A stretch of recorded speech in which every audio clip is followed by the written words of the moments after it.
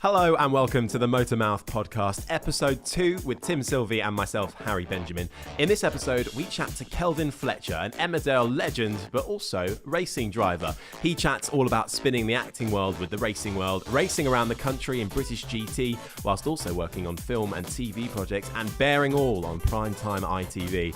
We hope you enjoy, and don't forget to like and subscribe. Just search for the MotorMouth Podcast on your favourite podcast platform, where you can also leave us a review. So, welcome to MotorMouth Podcast, episode number 2. How you been, Harry? What's been happening? I've been all right. Yeah, no, it's so nice to be on the second one. What have I been doing? I've been doing my Hits radio show, which is getting up at silly o'clock in the morning. Getting up at silly o'clock in the morning, doing some overnight shifts, which is tough, but it's good fun. Playing all the biggest hits and biggest throwbacks. Hits radio. Gonna tune into that one. What have you been up to? Not much. I mean, what's happened since we last saw each other? Monaco Grand Prix, obviously. Yeah, caught up stuff. with that. I went go-karting. Which I'm awful at, but I have to do a shout out to my brother-in-law Adam, who is incredible. So anyone looking for a driver out there, British touring cars, tin tops, whatever, don't care. He is a serious talent. He won by over a minute at Daytona in Milton Keynes. So quick shout out. If that doesn't deserve a test, I don't know what doesn't. I know, exactly. Now listen, we'll get on with the show. We've got a very special guest with us today. You'll probably know him best from his Emmerdale days, where he was 20 years as Emmerdale's Andy Sugden. And most latterly has turned into a racing driver. So welcome very much, Mr. Kelvin Fletcher. How are you? I'm very good, thanks, guys. Good. What a great intro that was, huh? Thank you. Pleasure. Listen, before we get started, and I know you're going to be excited, just like our last guest, Callum, was, I've got you a present. All right, okay. And I've brought two... Don't hold your breath. No, this is exciting. Don't play it down. I've brought you a brand new MotorMouth cap. Oh, brilliant. And I don't know whether you're one of those people with a massive head like Harry. I've got a small head. Yeah, they don't fit me. There you go. Try that for Brilliant. size. Okay, let's go. I've got a larger one if it doesn't fit. No, no, this is the small one. Oh, is that the small? There you go. I reckon it's going to be a good... These don't fit Harry because he's got unusually big head and unusually big feet. Oh, beautiful, look at that. Oh, right? Perfect. Yeah, perfect. There we are. So on brand. So, right. So, just one more thing we're not meant to cover. You have to wear that every single day. Yes, that is the rule, I'm afraid. Every racetrack you go to, every interview you do is now going to be MotorMouth branded. I'm going to check it on my little mirror on my phone. Oh, it's all right. There you go. I'll keep that on. Cheers, guys. I was going to go flat peak, but I don't know. We've reached a certain age now. You're 35, aren't you? Yeah. Yeah, you see. Can we still pull that off, that flat peak? I don't think we can, to be honest with you. I think you're right. I think you're either a hat person or you're not, though, in general, I think. Have you found a hat that fits your head? I know, and I refuse to wear any hats, to be honest. They don't fit my head, and I don't suit it. Not having it. Not good for the look. I don't want to bring this up at every single podcast we do, but Kelvin, you'll be impressed with this. Harry's feet are size 16. Yeah, UK size 16. So he said this in our first episode. I don't think I'll ever be able to be, or would have ever been able to be a racing driver. How tall are you? 6'5". Oh, you're 6'5". Yeah. Don't look that tall. I must have just been in a daze this morning when we walked in. Yeah, I didn't. Yeah. It didn't strike me as that 6'5" is massive, isn't it? Yeah, no, it's in size 16 feet, so Wow. it's the bane of my life, but also an incredible talking point. It is. It's going to be a theme running through our conversation. podcast for sure. Listen, anyway, on to you, Kelvin. Enough about Harry's big feet. We've covered that enough in the last podcast. Yeah. So, age 35, oldest of 3 brothers. Yes. So what do your other brothers do? Are they in the acting or motorsport game? No. My Dean is the middle brother, the younger brother, 2 years younger than me. He's a barrister. Wow. He like me, we had a sabbatical at the same time. He kind of came away from law and was a little bit disillusioned. He'd worked as a solicitor as well, and he just wasn't feeling fulfilled, and had about 18 months out, and he just started working, I think now down in Milton Keynes for gone into the education sector, still in a law capacity, I think, overseeing a faculty within a big university there. Right. So he's doing well. He's me and him are chalk and cheese. Really? Absolutely opposites, but he's genuinely my best mate. And then our youngest brother Braden, he's 22. He's got traits of that entertainment quality. He wants to be centre of attention like most thespians. And as a kid, he did a lot of acting. I directed a short film. 2006 it was, and Braden played the lead. The lead was a boxer, and in his early years, in his child days, I cast Braden to play him, and he was great. He's got a great look. But he's just never really kind of pursued it as much as I did. You know, when I was a kid, I just loved acting, and that's all I did really. Did you get into it via acting school or? Yeah, but with no real A little bit, I'd say unorthodox really, because I'm from quite a working class area, just north of it, a place called Oldham, and that had a little amateur theatre company, if you like, called Oldham Theatre Workshop, which was quite well known within the area, and that was kind of responsible for pumping out quite a bit of talent. People going into Coronation Street or Anna Friel, these names throughout that have all started at the Oldham Theatre Workshop. So I went there because it was kind of synonymous within Oldham, and it was just something to do. Yeah. I played sport, played cricket, played rugby, played football, and I just started going to acting classes just for something different, and I absolutely loved it. From I think 6 or 7 years old to be given proper young. Yeah. With no aspirations of being an actor, just purely because it was just something to do. Yeah. And it operated the same in which your local football team would operate. You maybe go once, twice a week, pay your subs, and when you get to play a character, or you're with somebody else, and you say, right, Kelvin, pretend that you're really angry at this other guy. You don't know why. Go, and you just really embellish your personality and your imagination, and just really kind of lose yourself in these. And as a kid with a big imagination, I absolutely loved it, and I thought it was a really good foundation for. Not just for wanting to be an actor, but just socially anyway. It helped work on my self-esteem, and I got to mix with different people at school. Kids are you're in your little groups.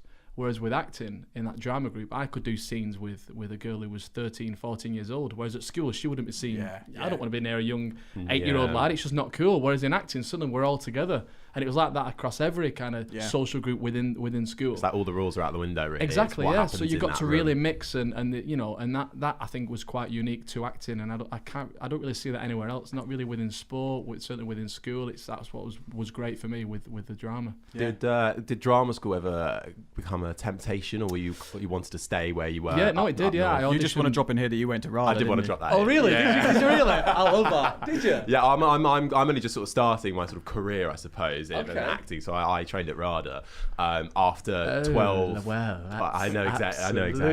But I did because I started acting when I was probably 10 years old or whatever, but a little bit later. But for the exact same reasons.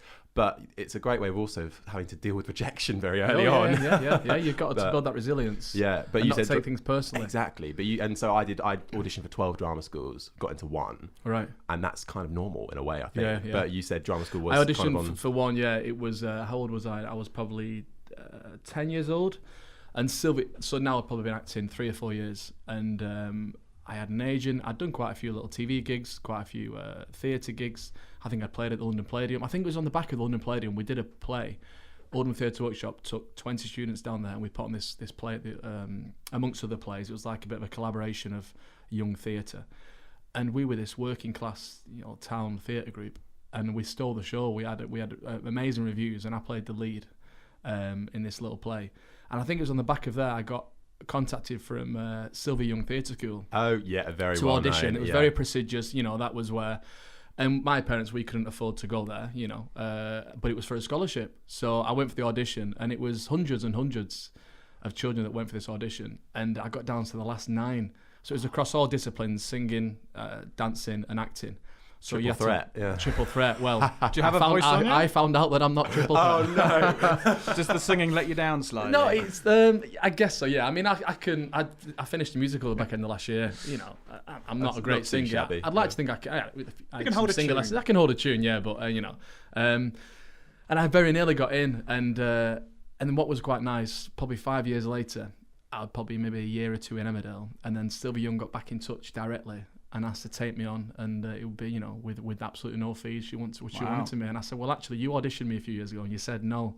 Oh. And I was like, and at the time, then looking back, I don't know if I could have moved away from home. I was very much a homeboy and loved my parents and my family, and it was so close knit to suddenly as a 10-year-old to go and live in London with essentially an adopted fostered family. It's a big move. It's a massive move, and for me, I didn't really want to be an actor that much. It was just something I loved doing, and so I'm so glad in hindsight, looking back, that I never got through. And then, of course, 20 years of Emmerdale followed. Yes, I know. How was it being out of it? Did you miss it? No, and that's no disrespect, to the show in any way. It was an amazing job, but then it kind of got. I think the last 5 years, I was kind of thinking, with the dawn of Netflix and all these different platforms, the industry had changed massively. And from going back, pre-2008 when the industry was doing absolutely nothing. There was no work out there. So suddenly there's blossoming of work everywhere, and as an opportunity, I think, well, I'd love to play that character. I've watched a guy in that show. I'd love to be able to do something like that. And I've never had the opportunity, so I left purely to do that, to test myself. And I want to do drama, I want to do film, I want to do radio, I want to do everything, Yeah, And, I suppose it's hard because spending that long in one program, you are going to get pigeonholed slightly naturally, aren't you? It's like the guys that come out of Neighbours or whatever, any soap. It's hard to move away from that character. Is it a good test of resilience as well? Because I imagine the hours are quite long when you're filming as well, and as you say, you're doing it day after day, the same character working on multiple storylines at a time. I suppose was it quite a good setup in that terms at the beginning of your career to sort of test you for it, really? Yeah, I think there's one thing that it instilled in me, partly from my parents as well, especially my dad, was work ethic. And I think that's probably my strongest, my asset really, is that you can apply that to anything. But, when I was 13, 14 years old, probably going through my GCSEs or getting ready for my GCSEs, I was in a comprehensive school in Oldham. I was getting up at 6 o'clock in the morning. My granddad was taking me over to Leeds. I'd do a morning filming where I was expected to, you're treated like a child, but you're expected to act like an adult, to be professional, know your lines, know where to stand, have a certain set etiquette. No one kind of teaches you that. No one came to me on first day and says, you're going to be filming on this major TV show. People are going to stop you in the street and maybe say nasty things. No one prepares you for that. There's no script, there's no formula. You just kind of take it in as and learn on the job really. Yeah. And then I'd finish at maybe midday, and then by 1 o'clock I'm in the playground kicking a ball around, and being a normal kid, and very much wanted to be that normal kid, and almost cringing when the word Emmerdale comes up because. I just wanted to become so far away from that. I just wanted to fit in. I wanted to be absolutely normal because I didn't want the attention brought to me because with that is the negativity naturally. Yeah. Maybe more so in a working class northern school, I don't know. But, the amount of... So, there's an element of resilience that I built up and I had to be thick-skinned. The amount of insults I got. I won't say I hate that, bullying because it's a... But, there's terms of that where people would always be, having... Ribbing you. Yeah, totally. Yeah. And you take that on the chin and... Yeah. And I love school, I was probably had the least attendance in the whole year. I think attendance was appalling because I was always at Emmerdale. But no, I loved it. Looking back, great school, great friend, and I've my 3 of my 5 groomsmen were lads I went to school with. You know what I mean? Wow. My best mates to this day, the lads I've known since I was 11 years old. So. That's nice. Still grounded. That's what we like. Well. Now listen, before we turn off all the motorsport fans out there, we've got to get onto your racing. Yeah. So they've already turned off, haven't they? They probably have. Not just an actor. Come back. Triple Threat is the third one. It's actually racing. So Okay. So, at what point did you think, okay, I'm going to turn my hand to racing cars?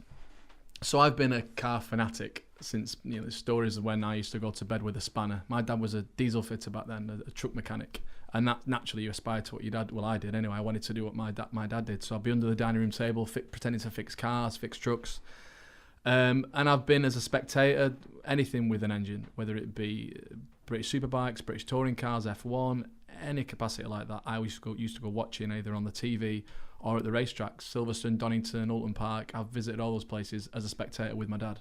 And then at the tender old age of 28, I was at the Autosport show, and I'd been there a couple of times before at the NEC. And there was the BRSCC stand with a Mighty Mini Championship just there in its full livery. And my dad had bought me a Mini when I was about 13 or 14. We had in the on the drive, and I used to just tinker with it. Because back then I was in Emmerdale, I was acting, I loved acting, but I still had these aspirations to have my own car garage and be a mechanic, or this is where I thought it was going. I didn't know. I was constantly being told by my careers advisor at school, acting's not sustainable. You can't be an actor, think of something else. So I was like, all right, okay. At the time I was earning a good living. I was probably earning more than the careers advisor, but she constantly reminded me of the fact that this isn't going to last. Yeah. So part of me was like, well, I think it bloody will, because I'm going to make it last. Yeah. But if it doesn't, then I'll have a backup plan. And my backup plan was car orientated. So, so we reminisced. We saw this car at the car show, and I said, "Do you remember when we had that Mini?"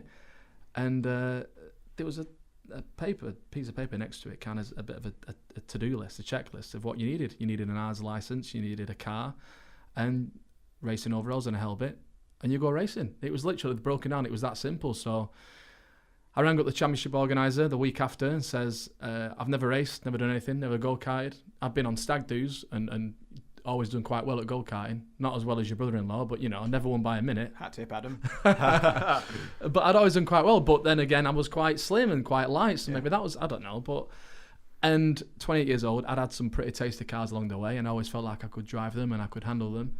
And I said, listen, I'm going to give it a go. What do I need to do? So he helped put me in touch with a chap, I'll give him a mention, Howard Hunt, who still teaches now. He did my ARDS test, my ARDS license. A chap was selling a car, a little Mighty Mini. And this is like a 60 brake horse, single point injection, 1275. Standard tyres, you'd get them buffed down at Demon Tweaks to 4mm. So there'd still be movement in the block, but it's certainly not a slick. It's just a normal tyre. Roll cage, standard box. Like I say, 60 brake horse. It's a road car that's just on the track. Yeah. It's 30 minis on track. I think it was probably best part of 3 or 4 grand over the year. 6-7 round championship. Away you go. That was it. Signed up, and round 1 at Alton Park, I'm there with a big X on the back, and that was it. It was a baptism of fire. I'd been there a week before doing a track day. I didn't know about TSL or anything like that, but somebody had told me that these minis were doing 2-minute 20s, I think, around the thing. And the last guy was doing 2-minute 30, 35, so probably a 15-second disparity in between the two. And I thought, well, if I'm somewhere in the middle, I'll be happy. But I didn't really have any gauge of where I wanted. I just wanted to race. Yeah. And that was it. That was my first race, and that was it. I was hooked, as they say. So what year was this? This was 2012. 2012. So the first recollection that we have of you going into competitive racing, 2014 Porsche Carrera Cup. Is it fair to say that was your first sort of real hardcore bit of racing? Yeah, I'd say. What did I do in 13? No, I think it was 13. Was it? No, sorry, in 13 I think I did. Can't remember actually. I think straight from the Mini I did in the Carrera GT3 Challenge, which was like a feeder series to the Carrera Cup. So the cars were 3 or 4 years old, but they were still slick tyres, sequential box, 420 brake horse or whatever they were. Yeah, and I went in that straight from a Mini, and with a team. Yeah, it was crazy. And back then I managed to find some budget. I couldn't afford at that level. I could pocket spending 5-6 grand in my first year of racing in my Mini. That was, for me, an expensive hobby. And at this point, it was still very much a hobby. Well, yeah, did you know about the costs that involve in going well, yeah, racing, there was an opportunity to go Porsche racing, and it was, 30 grand or whatever it was for the year. And I was like, what? And even that's still pretty, in realms of racing. In the grand scheme of things. But I was like, 30,000 and people pay this. And I'm like, yeah. And I was like, well, I'm not paying it. And two, if I did have the money, I just don't know if, I love racing, but I don't love it that much. £30,000 worth, yeah. Yeah, and then... I've just got this knack where I think, well, I can make this work. And I was a guy on TV, I had a big profile. This Mini Championship I'd done extremely well at. And as a novice, I put it on pole in qualifying with an X that had never been done before. And I just naturally had a bit of a knack for it, albeit, with no disrespect, I was racing against club racers, so they're probably not. But I'd say the first 5-10 drivers in that Mini Championship out of the 30 guys, these are keen racers. They're racing, they're pretty handy, especially around the Mini. Mini's got a very select group where people just love racing Minis, and there is a bit of a knack with these Mini guys. Not everybody can get in a Mini and be as quick as some of the guys, because they've just got a real knack with them. And I made it work, and that was when the whole other side of racing that people don't see is engaging with sponsors and getting somebody to help you. And I felt that there was an opportunity there, because there's people sponsoring within motorsport. And my way of thinking was, why don't they come and sponsor me? Because I've got something a little bit different, and it's got to. I'm not saying that I'm better than anybody else, but like anything, you've got to utilise what you've got different and what's unique. And my unique selling point was that, so I leveraged that, and with value to the person who's sponsoring me. I'm not just taking from them. It was a constant. It still is to this day. There's got to be genuinely something in it for them. They've got to come away from this. That's how I do everything. It's got to be completely fair. And if they're not happy, if I feel like I'm getting the lion's share, then I don't want that relationship, because I'm too honest. I'd rather not continue. So I genuinely want them to get something massively out of it and think that they're on a great. They're getting something great, and it'll continue. So yeah. And how was it stepping into a British touring car for the first time? That was mad. Yeah, that was crazy. That was, I think, about 2 months before that. I was all set to do the Carrera Cup, and I'd not raced the year before that. So this is best part of 18 months I've not been in a race car. I'm about to do a half a season of Carrera Cup, and then Adam Weaver rang me and said, Kelvin, or did I ring him actually? I think we were just chatting over text or Twitter or something about, it was around the Autosport time, and then he said, listen, coming down see the cars, which fancy touring cars. Are like, there's no way I can go to that level. I've got like 2 years under my belt of racing, and I was all right at club level, but certainly not touring car level. And not only that, I've not got the funds. That's telephone numbers. Yeah. And he was like, no, I think we could do something. And at the time, I think Josh Cook had left, like, kind of, they were hoping that Josh would be there. But either way, there was an opportunity to go there for very, not very much money at all. And I went and met him, and I shook on it, and I shook on a deal that I didn't have the funds for. And I was confident that, and it was a lot of money, in not in racing money, but it was a lot of money. In general, yeah. And I had a good idea that we'll get there. I rang my dad out. I got in the car, rang my dad. I said, Dad, I've just shook hands there with British touring car, and he almost cried. He was that. It was because me and him have watched it from being kids. And I said, but it's quite a bit of money. He says, we'll find a way. Now, that doesn't mean my dad's going to pay for it, because we've not got those funds. Do you know what I mean? I'm like I said, I'm working class. We can't think of that. But at the time, I had a couple of sponsors who I knew had appetite, and I knew I could, pitch them an angle, and I could make it work. So I did. We got the funds together at a very skeleton budget. And I went into free practice one at Brands Hatch in front of I don't know how many thousand people. That was the first time I drove the car. No testing or anything? No testing, no budget to test, no testing. And this is what people don't realise, I don't think there's any other person who's ever done British touring cars having passed their arts test 3 years prior. I don't think there's anyone who's ever done British touring cars, and the first time they get in the car is free practice one at Brands Hatch. No, that's fast tracking. That is fast tracking, and that's not me thinking that I can handle this. No. This is an opportunity. It might not ever come again. I've grown up with Jason Plato, Matt Neal. These people are like heroes to me. I'd meet soap stars and singers, whoever, during my acting career, and not really be that phased but suddenly I'm get a chance to be on. And I felt embarrassed to thinking, I'm really sorry, but you're going to be racing me. I'm sorry to be here. How did they receive you? I mean, you can imagine. I mean, the top boys really well since. But was there any like, what's this guy doing? Of course, turning up from, massively, yeah. Your Platos, your Matt Neals, Gordon Shannons, they were absolutely lovely. That's the thing. They are the top of their game, and they were the one guys who were lovely. Probably thought he's not going to do anything, but they embraced me and loved the fact that I was bringing a completely different demographic. Because audience-wise, I'm bringing. I got a lot of coverage with ITV and stuff like that, so it was a lot of spotlight that was put onto me that everybody gets the benefit of. The whole championship gets the benefit of. But then, majority of the guys were. What is he doing here? He's making us look, and that's it. They just didn't have any respect for me, and because if I come into their championship, if it looks like anybody can do it, then it discredits them. They like to think of themselves that they're these amazing, untouchable Marc Marquezes, and to be frank, not everybody is. And motorsport is accessible. Anyone can go and do British GT. Anyone can go and do British touring cars within reason. You've got to be at a pretty competent pace, but. I'm living proof of that. Do you know what I mean? You can do it. So, but they don't want you to think that. But you've shown your credentials now. So 2017 into British GTs, 2018 British GT Championship, finishing second in the Pro-Am and 9th overall. So I guess the perception has changed of you now, where they're like, this guy's a serious competitor. I think he's serious about racing. I think that's still the common. But I'm pretty. Well, I know, throughout a lot of the motorsport people, whether it's drivers, whether it's the fans, they still don't really take me seriously. I'm still not a good peddler. And I don't think I ever will be considered that. I could go and win a championship and someone to consider, because the minute they accept that, then, he's an actor and he's a racing driver. Yeah. How can he possibly be both? Yeah. And for some stupid reason, they feel that it discredits them. It doesn't at all. But, that's what... Even in British touring cars, I was probably...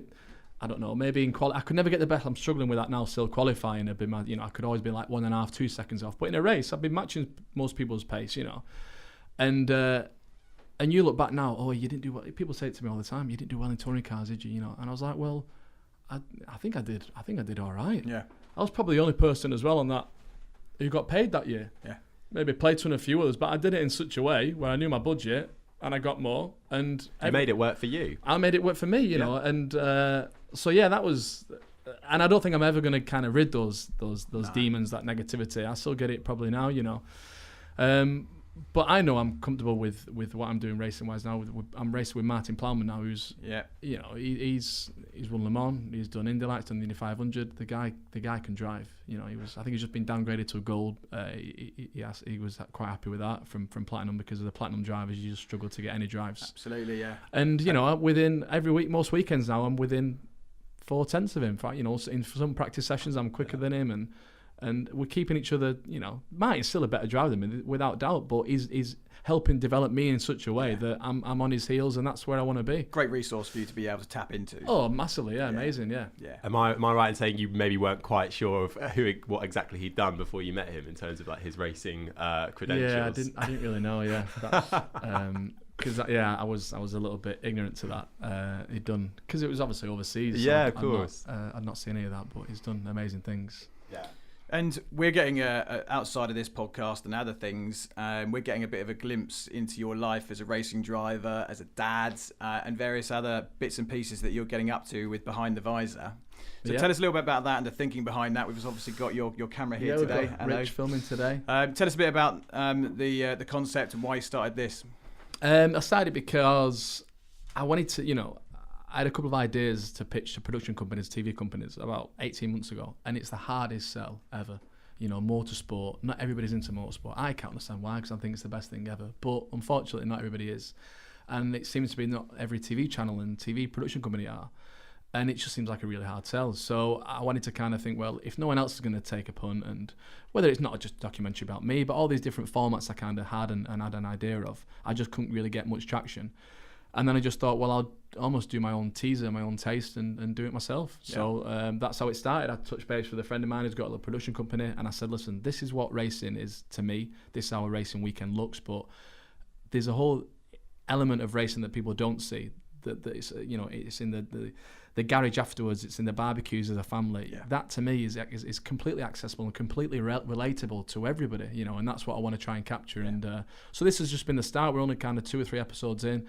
And there'll be at least 7 race weekends in there, 7 episodes dedicated to the race.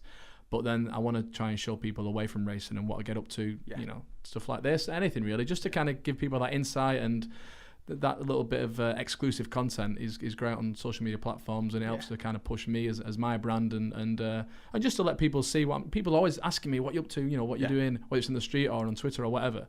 And I think visually this is an opportunity to be able to show them, what it, a little, piece of what it is. What we've talked about this before, that, with motorsport, you're behind a visor most of the time, you're tucked away in a car, and people don't see the other side of it. Championships like British Touring Cars, British GT, whatever, you can get into the paddock, but the higher up you go, go up to Formula One, and these people are just so inaccessible. And it's so nice to be able to see what goes on behind the scenes. If you're not in the industry, you just don't see what a paddock is. If someone from Formula One looked at behind the visor what you were doing, that's all they need to do to make it a million times more accessible for anyone and everyone, because it is, as we say, it's not just about the racing. A lot of people go there for the drama and the action, but what makes, I think, motorsport that community and that family feel is what you see or what you don't see, frankly. In terms of how they prepare for it, what happens straight after the race. That's it. We've kind of got a plan for this. Is going to be over the next 6 to 12 months. I want to engage, when I'm meeting my sponsors or pitching to new sponsors, capture that and see what goes on there, because that's almost like a bit of a taboo subject. No one talks about that. But that facilitates all the racing. Yeah. Do you know what I mean? So, a lot of it maybe comes from family business and things like that. But ultimately, certainly for me, I'm sponsored. I wouldn't be here if I wasn't sponsored. So I want to showcase and show how I go about that. I don't have a manager. I do everything myself. Every sponsorship I've ever attained has come from me, from knocking on doors, from emailing people, which is always a bit strange when they'll receive an email from the guy who used to play on this subject, and they're thinking, surely he's got people who do this for him. Yeah. And I'm like, no, I do it. And I get in the door, that gets me in the meeting, I walk in, and you can kind of see whether it's board directors or the marketing team, and they're like, well, this is really strange, but, and I'm like, well, hi guys, this is my pitch, this is what I do, this is a bit about me. And this is where I think I could be value to you. And I'll try and utilise all my other strengths or my other, unique selling points. And 9 times out of 10, it'll be a no. Yeah. And I walk away and I'm not defeated, but I'm so used to getting no's. Well, exactly, you're trained for it, yeah. Yeah, I'm already, I don't take it personally. I just don't think they've seen an opportunity, and I'll maybe tweak my proposal for the next one. And the guys that do say, then you kind of, there's value for both people. How do you balance your two worlds? Do you have to sort of take time out of one to focus on the other, or is there a way of keeping both on at the same time? I'm still trying that whole spinning plates thing. Yesterday, I was looking after my 2 kids, and the team manager rang, and I was like, everything was a compromise, and I'm just not very good at, it was like, I can't do it, and so that's what I need to get better at. At the minute, it's just I have a day of, everything but motorsport based, whether that's engaging with potential sponsors or speaking with a team or speaking with Plough, whatever it might be, organising this documentary, whatever it, kind of do that for a day and then move on to something else. I'm not great at kind of spinning plates. And then naturally there's got to be balance with family, because that's sometimes quite an easy thing to put, you not take them for granted, but you realise that it's been 3 or 4 days, 5 days, and you've not spent a day with your wife and your children, and you think, that's the most important thing. So I need to address that. 2 young kids, right? Yeah. Boys, girls? A 5-month-old boy and a 2.5-year-old daughter. Yeah. They're hard work, aren't they? Have you got kids? I've got 2. I've got a 4-year-old, just 4, and a 1-year-old. Right. Neither sleep. Oh, really? So I don't sleep. You look well, though. You don't look like you're tired. You. You look well. It's all the makeup we put on before you came. Oh, is it? It's all the moisturiser. What moisturiser? There's your chance. They need a moisturiser. I've never moisturised in my entire life. No. Really? Splash of water. That's all you need. Splash of water. That's what keeps this face so pretty. Wow. Oh Okay. But yeah, two young kids, and they don't sleep at all. But I'm dying to get the 4-year-old in a go-kart. Because those little Bambinos, the little Bambino cars, they're so cool. And I'm desperate to get them in a go-kart, but the wife's not too keen. With the costs escalating rather quick. Especially with the go-karting. Even go-kart, I mean, £100,000 a year, you could easily swallow in go-karting. Easily. Wow. Easily. Yeah. No, I know people that have done double that. Yeah. Yeah, it's just, it's obscene. So you're obviously a petrol head. I've been reliably informed you're into your modern classics, your 80s, 90s and so on. You're obviously a fan of motorsport. How far does that love of motorsport go? Do you watch all forms of motorsport? Do you watch two-wheel motorsport? Do you like the Formula 1? Two-wheel is the biggest thing I watch. Yeah, MotoGP, World Superbike, British Superbike that's what really turns me on, if you like. I think that is... I'm in absolute awe of those guys. Yeah. I do quite a few track days down at Donington on the Van Aslam school, and it's always been on my bucket list to do a race. I was going to do something with Kawasaki last year, but it didn't come off as a wild card. I've not got my race license yet for a bike, but that's what I would definitely want to do. And but I'd be probably 10-15 seconds off Leon around, on a stock bike around Donington. Whereas in a car, I could get within a second of most people. Yeah. Whereas on a bike, it's just so exposed, and that's why I've got such respect for those guys. They're completely mental. But it's amazing what they can do, and especially your Leon Aslams, your Johnny Rays, your Marc Marquez's, I'm just in absolute awe of what they can do on a machine. So that's what I spend my days watching. Car racing, British touring cars is great to watch. The circus element of it's just crashing and contact, but there's some really, really good racing. And as a spectacle, as a brand, I think it's there's nothing comes close to it. I think that's why it's so good. British ET is good, but after I've done a race, I won't watch it back. I'll just probably try and watch the last 10-15 minutes. Bit boring, isn't it? Racing. Ooh, controversial. It gets good in the last 15 minutes, doesn't it? Well, it's a bit like F1, isn't it? But people tend to watch the first 10 I'm not an F1 fan, I've never single seaters. Any single seaters? No, I've never driven a single seater. No, I've not driven many race cars. I've probably driven 5 cars in my whole life. Is it an aspiration, or are you not too fast? I'd love to have a go in a single seater. Yeah. What do you make of stuff like, the new motorsport era where we've got electric coming in now, like things like Formula E? I don't know how familiar you are with that, but you also got the new electric motorbike championship that's sort of on the way and being talked about. Is that something you kind of have a little inkling with? Or? I've watched Formula E a couple of times, and it looks quite the fan boost. I didn't get that. I kind of dipped into that, but but it sounds cool, and why not? If that's the future it's going to be, then embrace it. The thought of there being no V8s, literally like a little piece inside of me dies, because I think how can we that sound is what's I went to Monaco at the weekend and they were quite loud. It's that so it almost feels like a suction thing of the cars going past, and it just doesn't sound nowhere near as good as I've been on historic days and heard they sound incredible. And I'm just like that is it, because the racing in Formula 1 especially is boring. It's a process, it's just not really. So at least give it some razzmatazz with sound and with the sound was all part of it. I mean, I've been in Formula 1 for about 15 years, and I remember back in the day, when I used to work with ING Bank, who at the time was sponsoring the Renault F1 team. And at that time, they were still these monster engines, and the cars sounded amazing. And you sit in the stands, and you couldn't have a conversation. You couldn't talk like this next to a racetrack.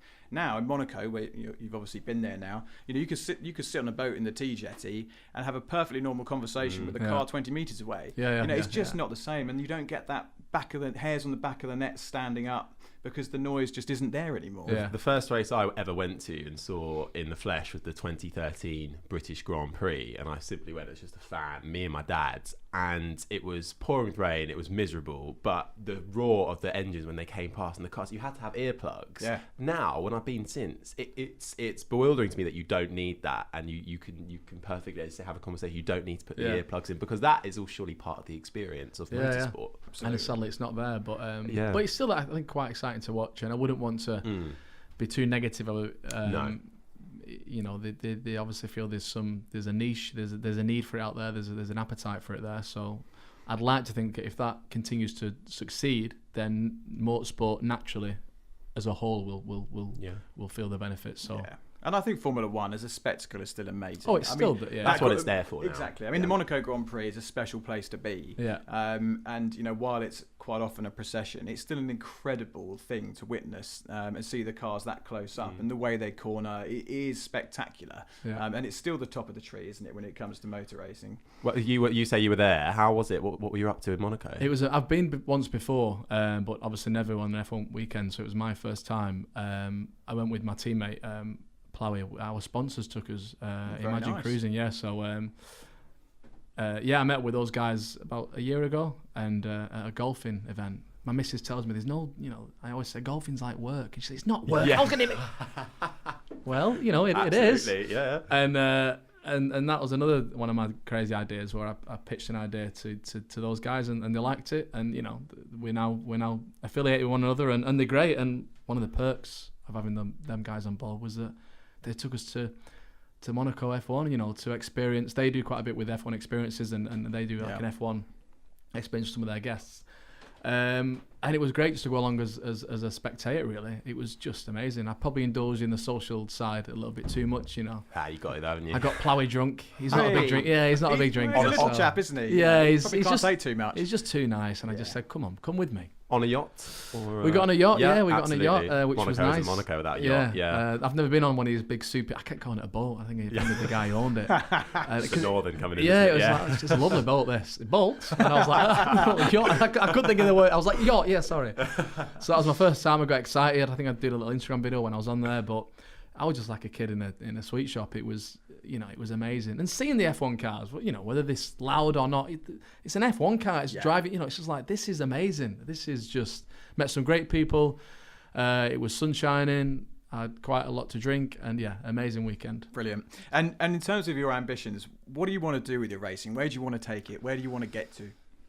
I want to win a championship, whether that's a collective effort with myself and Martin, or me further on the line doing a single sprint championship, sprint series. And I think it's in us. This year especially, with current leading Pro-Am, we're going up against, I think, 18 silver drivers, and so it's very, very competitive.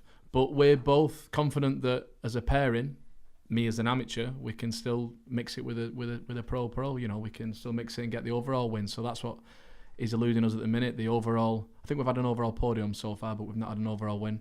First and foremost, I want to win the Pro-Am this year, and we've set targets of being up there with the overall, maybe top 5. So it's a massive challenge. But in the future, I don't know. I don't really set any real targets, because it can go so many different ways. I want to do rallycross. I definitely want to go in one of those cars. Yeah. I want to do a bike race. I'd love to go back to British touring cars, one day in the future.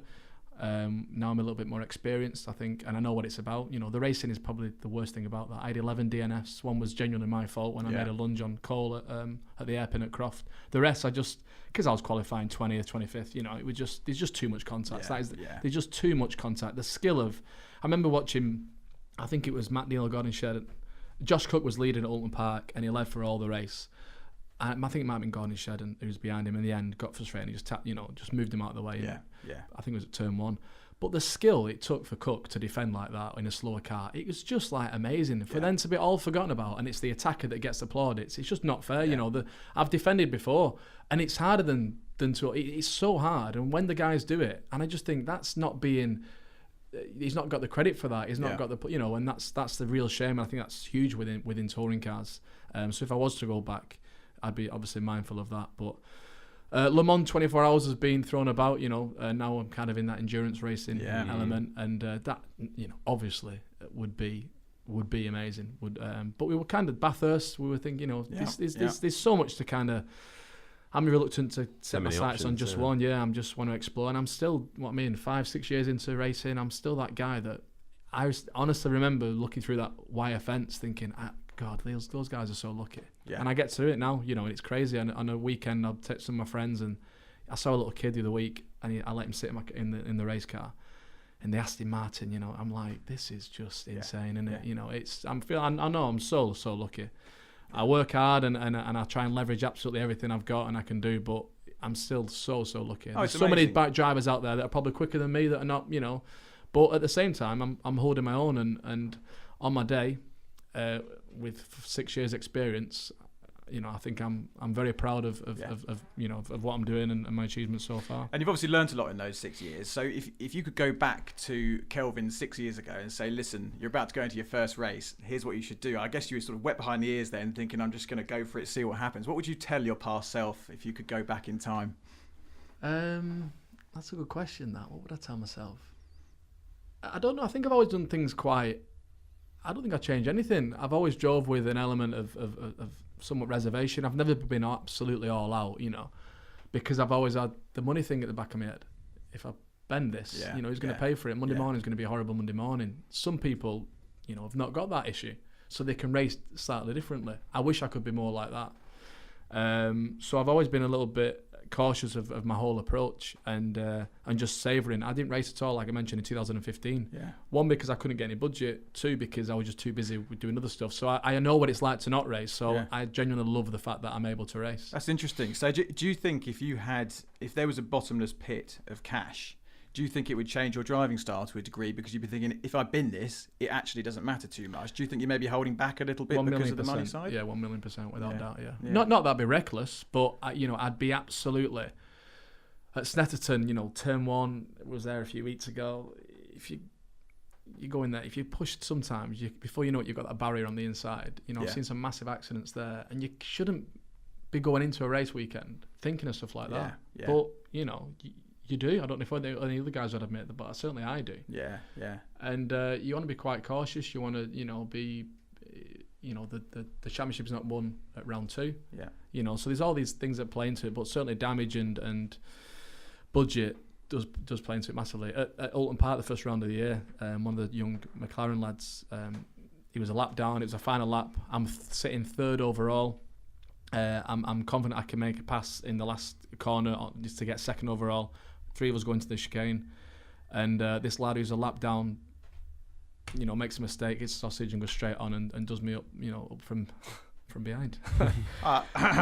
And and it wasn't my fault, and he apologised, and it was a mistake. That's fair enough. It's usually frustrating, the fact that it was a lap down, but that's racing. Yeah, that was 12 and a half, 13 grand. £13,000. We seem to forget within racing these, and then we actually sit down and think £13,000. Yeah. In the real world, that's a test day, test and a half for us just gone if we budgeted for that. So that's, and it wasn't even if I was pushing and made that mistake, you can somewhat take it on the chin. But when you literally a sitting duck, you've done nothing wrong. So it's things like that are at the back of my mind because so wrong or right, I wish there wasn't there. If I had that endless pit of money, I'd certainly be a lot more committed, I think, in my approach, and maybe be a couple of tenths quicker. And who's your best pal in racing? Presumably it's Plowie. Yeah, he's my teammate. I'm blessed with him. He's one of the quickest on the grid, but he's a genuine, a lovely. He's almost too nice. I'm still searching for that element of there's come on, I want to find that. And he's just too nice. If you cut him in half, you just see little butterflies and love hearts. And he's just and his family's the same. His family remains. So I almost feel like I've hit the jackpot. Apart from doing a Bathurst or Le Mans 24 Hours, there's genuinely nobody I would want to do it more with than Martin and his family. they kind of come as the package. And for a race weekend for me, spending time with them is just as good as the race. And however corny that sounds, but that is because in racing it's littered with, you know, everyone's on their own mission, their own journey. So there's a lot of selfish, you know, but this is the first time I've kind of met someone who I genuinely feel like there's no agenda. There's just a genuine love to do well, and he wants me to do well as well. There's no jealousy. There's absolutely nothing. Even if, you know, you've got this actor who's, I think at FP1 or FP2 at SNET, or was it Alton? I think I beat him by a 10th, and it was just Kelvin that he said, "That's amazing." He was so absolutely loving it. Yeah. Somebody else would have been a little bit annoyed at that, you know, want to go again, and he loves that. And then he'll go and put 2 or 3 tenths on me again in the next set, and then I have to go again. But that's just what you want, you know. Pushing each other. Yeah, exactly. Yeah. Is it nice having there, especially if it is a tough weekend, sort of psych yourself up? How do you do that? Is it good having people around you like that, or is that within yourself? Yeah, I don't know. I used to when I used to play sport, you know, when if it was a rugby game, you can psych yourself up. You know that you can have a with that input, you can have an output. You know, if I'm really tired or I can just push in and really. With motorsport, I don't know. You can't get that same sort of psych in a car. So I just try and stay the opposite. I'm absolutely as relaxed as possible. Right. I don't really have a plan. I just want to be, you know, relaxed and be as quick as I can, but naturally have some strategy in a sense of where I want to push and where I don't want to push. And so yeah, for me, my race weekends are very simple. Martin will set the benchmark. He will show what the car can do. Collectively, we'll set the car up, but we drive very, very similar, so we have always the same feedback. So the car's set up in a certain way. Martin will set the time, and I'll get as close. That's all my focus is that weekend, to get as close as that time. I don't worry about anybody else or anything, because everything else will look after itself. If I'm as quick as Martin, we'll do well. You know what I mean? So that's all. That's how simple I keep it. And do you have a racing idol? Valentino Rossi. 2 wheels again. You need to get on 2 wheels. This needs to happen. Yeah. Valentino Rossi. I think he's the man, isn't he? Colin McRae, used to love rally. That's what I want to do. You know, Colin McRae, I was a huge fan of. Tommy Mackinnon. I went out and bought a Tommy Mackinnon Lancer Evolution 6 when I was about 18, 19 on the back of, not in red, the famous one, but at the back of his exploits. But I was a big fan of Jason Plato. I guess Plato was a big. I think for our age group, people like Plato back, you know, when they were showing the British touring cars, you know, week in week out on telly, he was the man. You know, when I was growing up, certainly. Andy Rouse and Steve Soper with it, because my favourite car to this day is a Ford Escort, Escort RS 500. So Ford Sierra Escort 500. Yeah. So that was my seeing those guys bap around, Brands Hatch and places like that. What was your first car?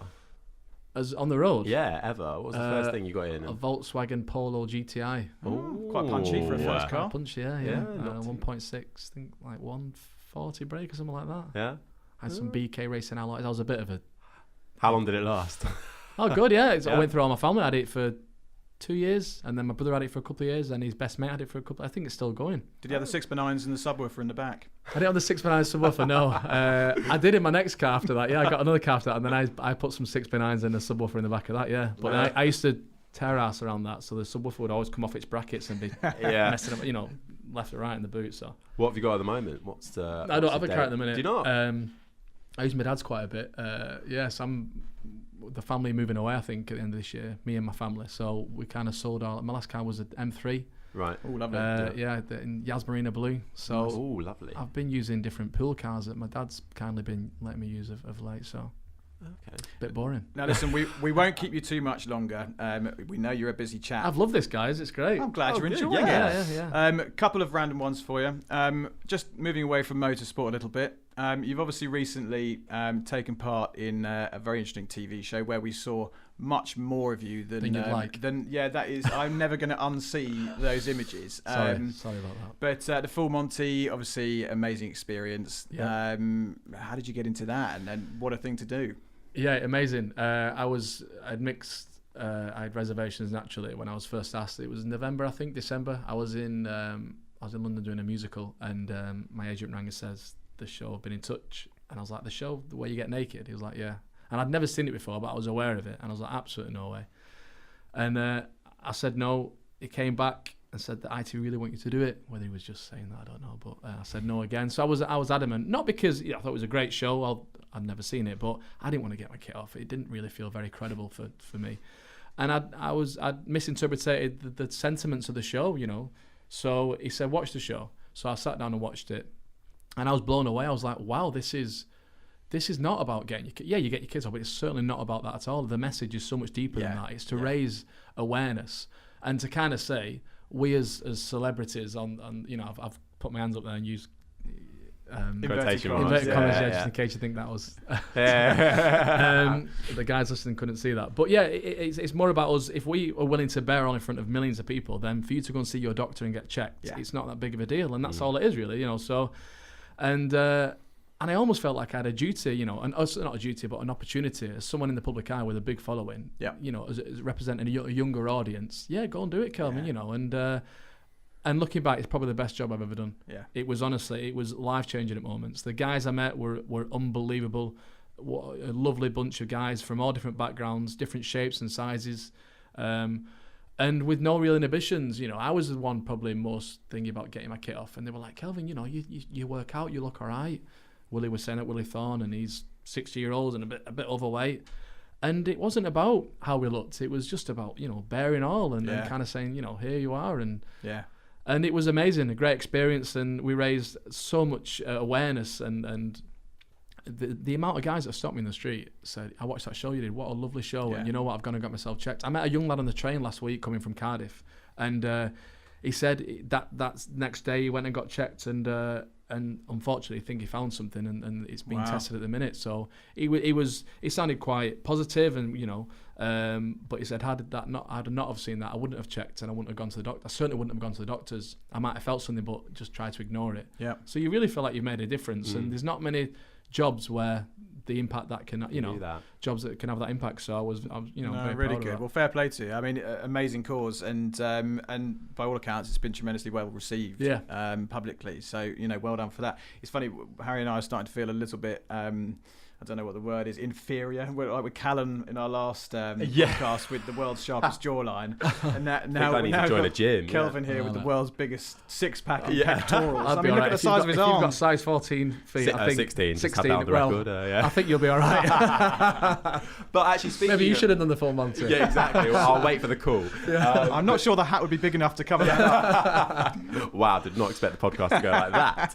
But you just go back to the format. You did do it with some like big names. Jack from Love Island was at it, Joe Pasquale, Matt Evers as well, from Dancing on Ice. Is that something that's on your horizon? You've obviously done musicals. Dancing is a rumour. in you. Yeah, but also the fact I saw that you're quite good. You're quite up for sort of dancing with him as your partner, or someone of the same sex. He's just a lovely guy. Oh yeah, things like that. I've been amongst, you know, as an 8-year-old actor, thespian. That's all I've ever known. You know, most people in the creative industry, you know, are gay, or it's certainly a lot more fluid with the gender or with the sense of the sexuality. It's just, you know, when you playing cross genders as well. You know, when you're working with someone, you kind of fall in love with them, or you know, and the sex thing doesn't really. I don't know. I've never really had an issue with that. So to dance with a guy, and we'd be the first people doing it.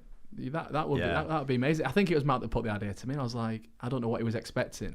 Maybe for me just to fob it off, and I was like, that'd be really good. He was like, really? I was like, yeah, come on, let's practice now. So we'll just. So is that confirmation that you're on it? Or, no. No. I thought we had the exclusive. No, I don't know where that rumour's come from. These genuinely, really? Come out of nowhere.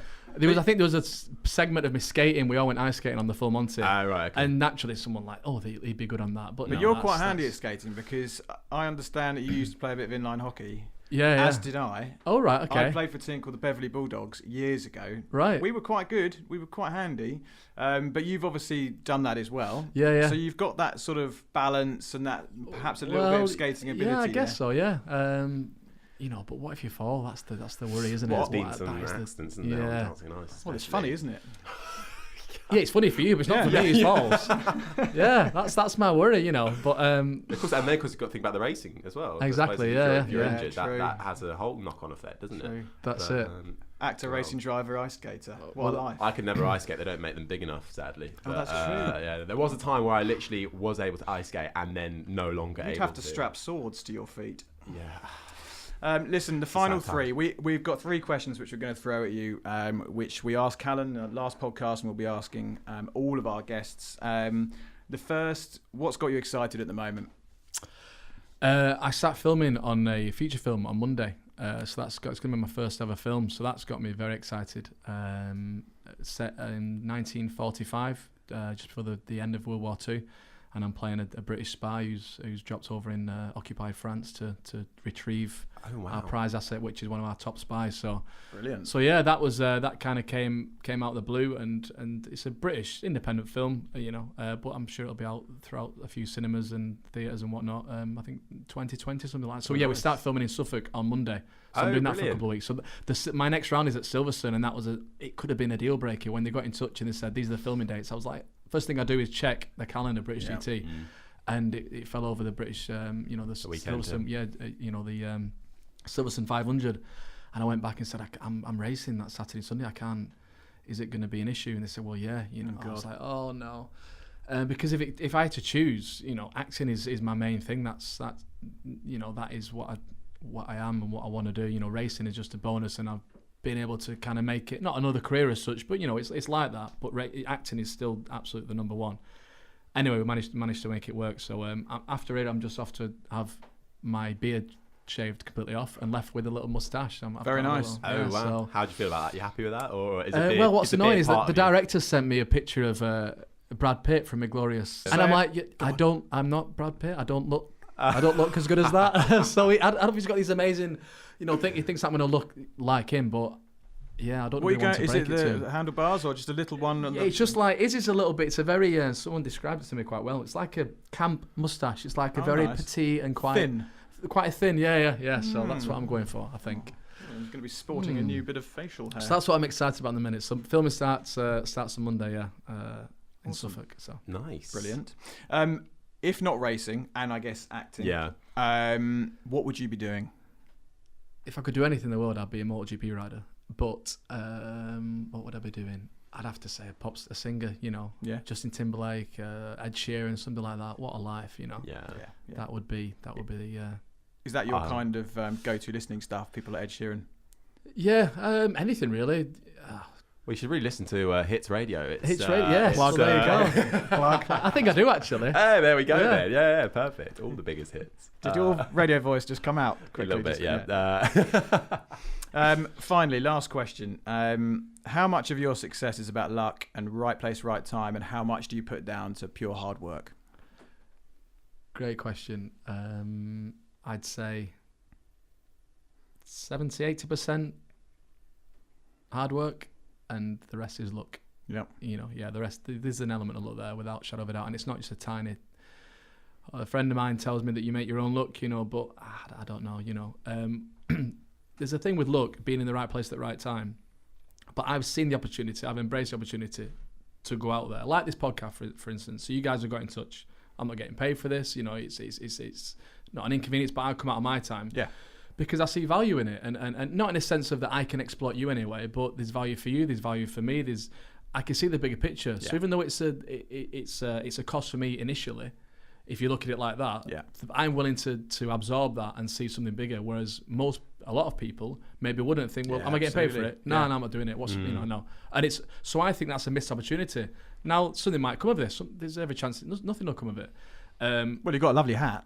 Well, if anything, yeah. But the amount of times when I've done that, when I've gone to an event where it's the other end of the country, it's a charity do, whatever it might be, and I think, so I'll just think, I don't know, I've got a good feeling I'm going to go there. Not always looking for something good to come out of it, because it might just be a good thing too and a nice experience. But most of my great things, whether it's jobs or sponsors or opportunities like that, have always come out of those little things where I've put myself out there. So my mate always tells me, you can't win the raffle if you don't buy a ticket. Yeah.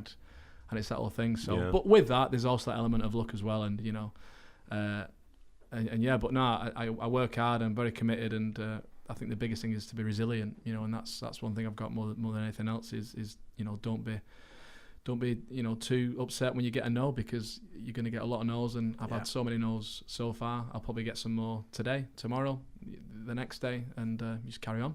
Yeah, great answer. Thank you. Cheers, guys. Kelvin, it's been a pleasure. Thank you so much for talking to us. Thank you.